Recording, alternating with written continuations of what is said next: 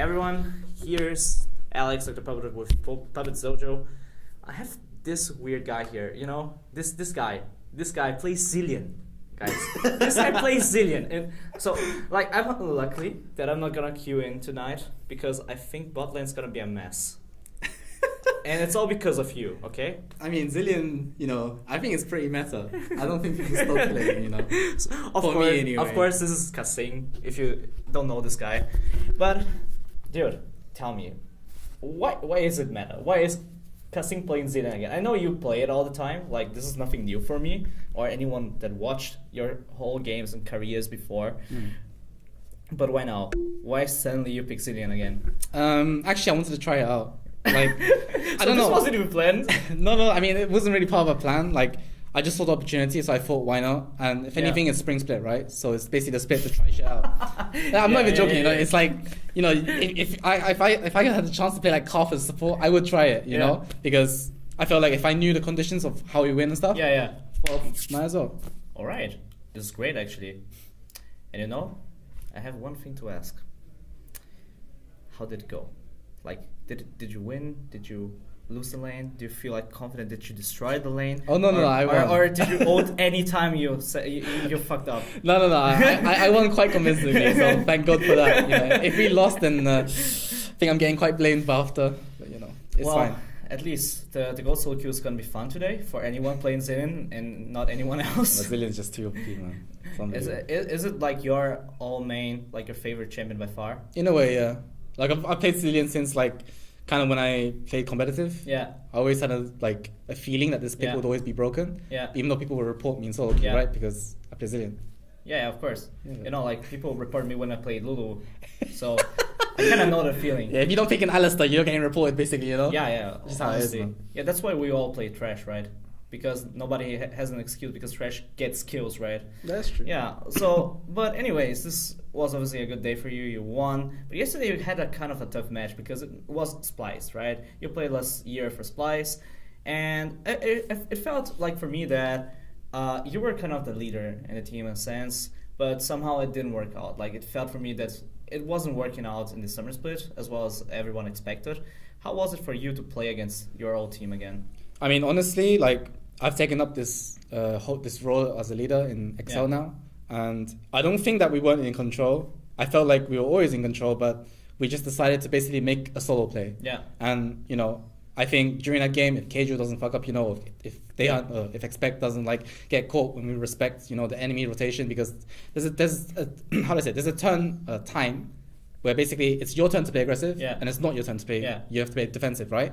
And we just didn't respect them when they're aggressive. This is why we lost out on a lot of tempo during the game. And I don't know, I just felt like the game was in the bag. When enemy Caitlyn Morgana was like 20 CS behind in the matchup they should be hard winning, you know the game is over. But we just threw the game, and then we lost.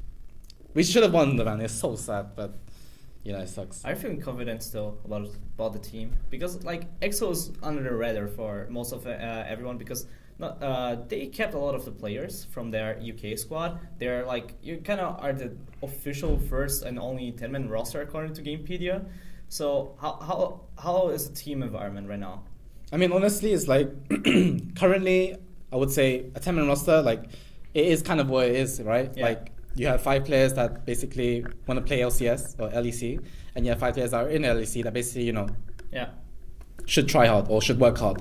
You know how some players are just kind of like lackluster in terms of maybe they play, let's say you have 6 scrims in a day, right? You practice and maybe play good in like 2 of them, 3 of them, like really hard focus. But then the other 3 are just wasted because you just feel like tired or you feel like you're just wasting time or you're tilted even. I think tilted is probably the most common factor with some people. So having like someone that's, you know, in the academy or 10-man roster can basically take in your spot. Maybe that guy plays really well, right? And just, you know, I get replaced next time and I won't see me ever again. No, I'm never scared. No. I always try. It's nothing big for me. You're striving together, right?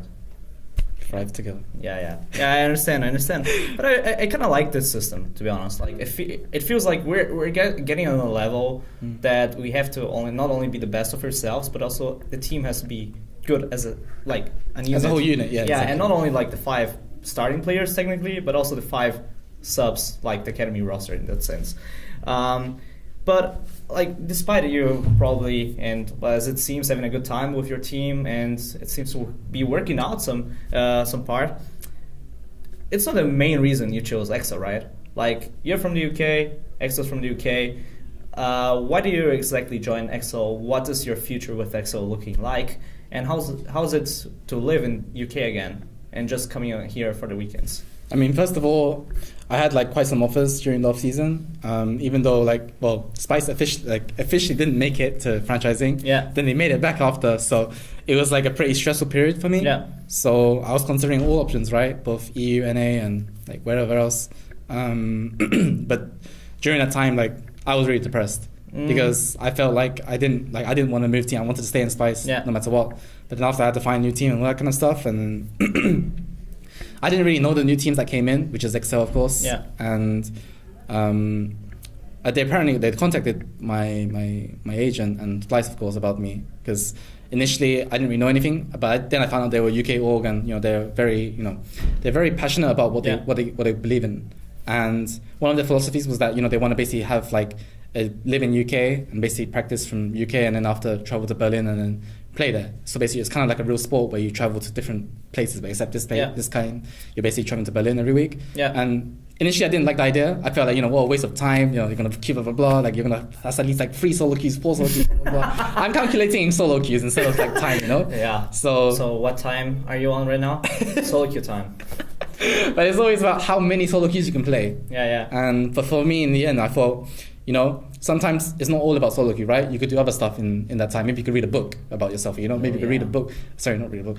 Watch a VOD. So you're not reading a book? No, I am reading a book currently. Okay. 2 books. That's why I said book twice. But anyway, that's not the discussion here. The discussion is regarding Excel, and I felt like this is an organization that I can definitely go behind in terms of like what they want to do in terms of the players. So, all right. So you're reading a book, and you count in solo queue. Okay. So that's what I'm taking out here. Now, obviously, the EXO thing looks good for me, because I kind of like the idea of having like the players somewhere else, just coming for the games, because this kind of creates an office kind of feeling, and you have a lot of structure there. How is it like for you? I mean, if anything, I feel like Excel is obviously, they chose me first as like the main like player of the roster, and they basically kind of built the team around me of kind of who I wanted, right? But of course, in the end, they make the final decision. Even if I say I want Faker, I want like give me all the Korean players. I can't get everyone. You didn't want Faker? We got expect those. I'm kidding. But anyway, as I said, it's so like you got the top lane Faker now. Okay, I understand. But how it is. Like I felt really good about Excel, just the way they wanted me. They wanted to know all my input and stuff, and it's pretty good. That's great. So let's talk about the book again. What are you reading? Mastery. Mastery? What's this all about? Tell me. I mean, it's pretty much like there's so much about it, but I feel like some of the core values are basically how to be like a good person in terms of in a team, just knowing basic ethics and stuff, and basically just looking for different ways that you can basically voice your opinion. I mean, I felt like this book has taught me not just that you can't just be a better human, of course, but that you can improve yourself in different aspects of life. Yeah. And you just have different perspective of stuff. And I mean, like I said, I don't want to spoil it for you. You should definitely read it. You're improving as a person, you'd say. Yes, I would say. Like, did you only start reading books because now you have, let's say, more time to read books because you can play less solo queue, or do you read books during the last splits and years as a pro player? The thing is, before I would read a book, but then I'll just go off it and spam solo queue, right? Because that's just how a league player works.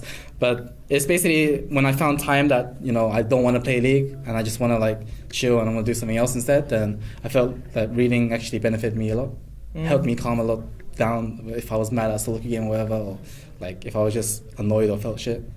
So yeah. So can we expect a Kasing book club in your future?